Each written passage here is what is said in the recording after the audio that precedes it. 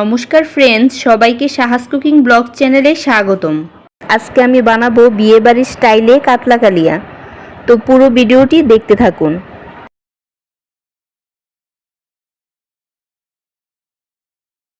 কাতলা কালিয়া বানাতে এখানে যা যা উপকরণ নিয়েছি কিছু কেটে ধুয়ে রাখা কাতলা মাছ, পেঁয়াজ কুচি, কাঁচা লঙ্কা, তেজপাতা ও এলাচ দারচিনি। তারপর মাছগুলোতে পরিমাণ মতো হলুদের গুঁড়ো, মরিচের গুঁড়ো ও লবণ দিয়ে দেব। এখন কড়াইতে পর্যাপ্ত তেল দিয়ে মাছগুলোকে ভালো করে মাখিয়ে একে একে কড়াইতে দিয়ে দেব।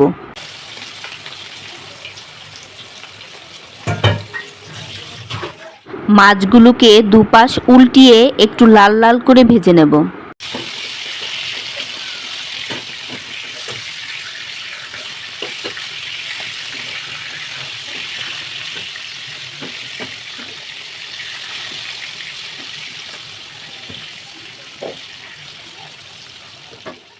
মাছগুলো সুন্দর করে ভাজা হয়ে গেছে, একটা বাটিতে নামিয়ে নেব।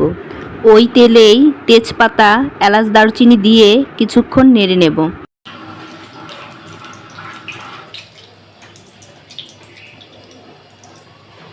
এবার পেঁয়াজ কুচিগুলো দিয়ে কিছুক্ষণ নেড়ে বাদামি রঙের করে ভেজে নেব।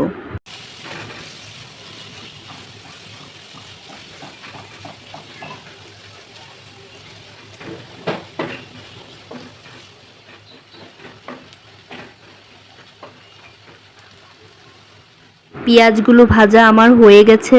এখন একটা বাটিতে জিরা বাটা, আদা বাটা, রসুন বাটা, কাঁচামরিচ বাটা একসাথে মিশিয়ে কড়াইতে দিয়ে বেশ কিছুক্ষণ কষিয়ে নেব।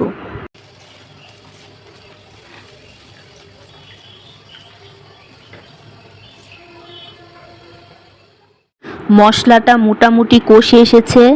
এবার পরিমাণ মতো হলুদের গুঁড়ো, মরিচের গুঁড়ো, ধনিয়া গুঁড়ো ও স্বাদ মতো লবণ দিয়ে আবারও কষিয়ে নেব।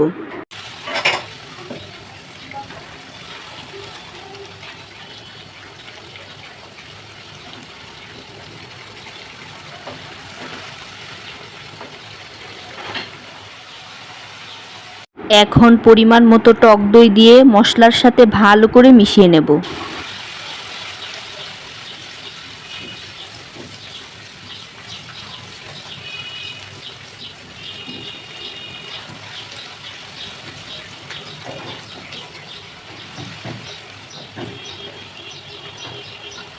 মশলাটা কষে তেল উঠে এসেছে। এ পর্যায়ে মাছগুলোকে দিয়ে পরিমাণ মতো ঝোল দিয়ে একটু নেড়ে ঢাকনা দিয়ে ঢেকে দেব। এখন ঢাকনাটা তুলে একটু নেড়ে নেব।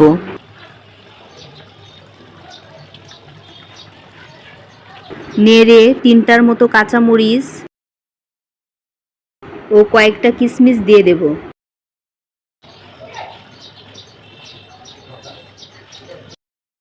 টক দইয়ের ব্যালেন্সটা ঠিক রাখার জন্য পরিমাণ মতো চিনি দিয়ে আরেকটু মিশিয়ে নেব।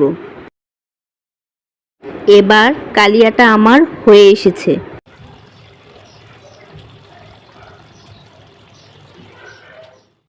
একটা প্লেটে নামিয়ে নেব।